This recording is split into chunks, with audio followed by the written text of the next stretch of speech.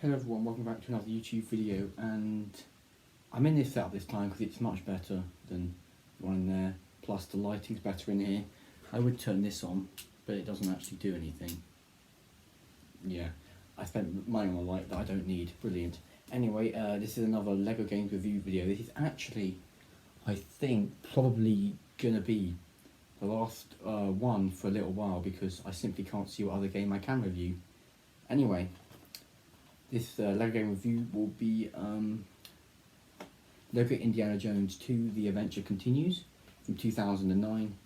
Let's get straight into the video. Now, this is a very, very famous LEGO game. Very famous for all the wrong reasons. I'm very biased towards this game, as well as everyone else. So let's get straight into the video. Well, LEGO Indiana Jones 2 The Adventure Continues is, as the name suggests, like the last game I reviewed, which was the original LEGO Indiana Jones, which was released in 2008. Brilliant game, absolutely amazing game. This one was to simply complete that because it included the fourth film, The Crystal of the Skull, which was released in 2008 as well. So of course they didn't have time to release that into the previous game, which is totally fine. So instead they put it into LEGO Indiana Jones 2 The Adventure Continues, which was simply meant to tell the fourth film along with all the other ones. So what can go wrong? That's simply easy. Program that game into all the other ones, maybe improve the graphics a bit. Easy. No, that's not what this game is at all. Firstly, when you start up the game, you're already in the fourth film, The Kingdom of the Crystal Skull, which straight away doesn't make any sense. You should be in, what's the first film called? Raiders of the Lost Ark. You should be in that film, but you're not. In fact, this game is split into 6 parts. 3 of the parts, so half the entire game, is just the last film, Kingdom of the Crystal Skull, which doesn't really make any sense. Anyway, besides that, it's what you like to expect. You thrash things up, you collect studs. The puzzles are all there, the whipping's there from the last game when you whip and you move across, that's still all there. So the basic LEGO elements are still there, which is a good thing, but that's basically the only good thing in this game. This game does also, as far as I'm aware, be the first ever LEGO game to have a free roam in it, which was in 2009. However, despite it being the first free roam, the one that was released the following in 2010 by Harry Potter Years 1 to 4, that one was much better. Because this free roam in the game isn't even a free roam, makes no sense. There are these green bricks and red bricks to unlock that make no sense at all.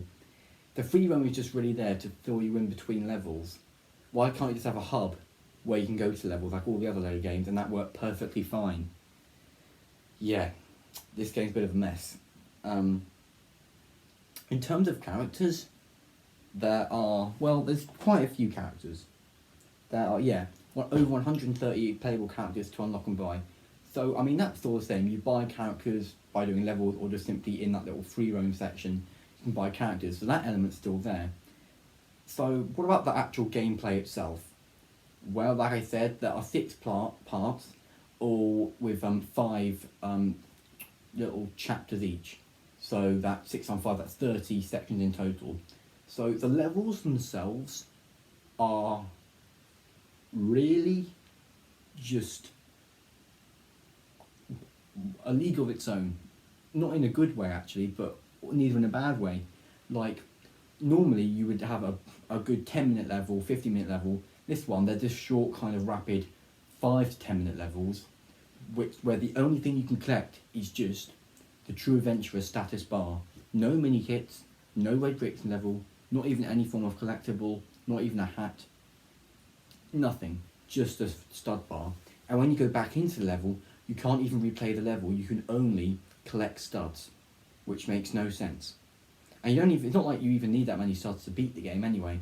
The most expensive thing in the game is about 750,000 studs. That's not that much. Especially with the ×2, which you can still get in the game, if you manage to find it. So this game, in conclusion, I rate this game a 5 out of 10, which is passable on my scale, which makes little sense to some people considering how badly beaten this game is, but at the end of the day, it is still a LEGO game and it's still a decent game, but it's bad for a Lego game. That's the point I'm trying to make. So 5 I think it's still passable for a game. I would play that game in my free time if I really wanted to. But yeah, overall, it's simply that classic phrase of, if it's not broken, don't fix it. This game took a working formula, completely fiddled around with it and spat it out onto this game.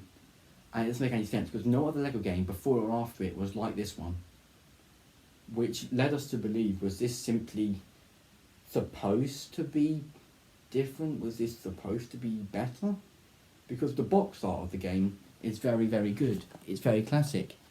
I mean, but that's another thing, the box art, like, it's such a lie. That none of that happens. In 2009, you can't just go on, I don't know, a website and look at the review, because it's 2009, that stuff isn't even really invented yet. You simply buy a game and hope for the best. You have to hope for the best for this one, because it's pretty rubbish. Yeah, do not buy this game. If you're really hardcore Indiana Jones fan, fine, get it. But if you're looking for the game, just buy Lego Indiana Jones, the original Adventures, rather than this game. There is talk of Indiana Jones 3, The Complete Adventures, which is next year, which includes the 5th film. It's also coming out next year. So look about what that game's like, but it better be better than that game. Because overall, that game, it doesn't fit. It doesn't make any sense. Why they try to make that game, I understand. They wanted it to be different from the original. I get that. With just one new film, we wanted to make it different. And in all fairness, the 4th film, King of the Lost Girl, they actually portrayed that film very well. But, like, none of the other ones. They try to retell the last stories, and, like some classic levels, they messed up. I mean, City of Cairo, I think that might be in the level. In the original Adventures, you're drumming through rooftops, you know, mini kits, it's amazing. In this game, all you do is fight goons. That's all you do. So yeah, that's review. That's the end of the video, guys. Sorry I stuttered a bit.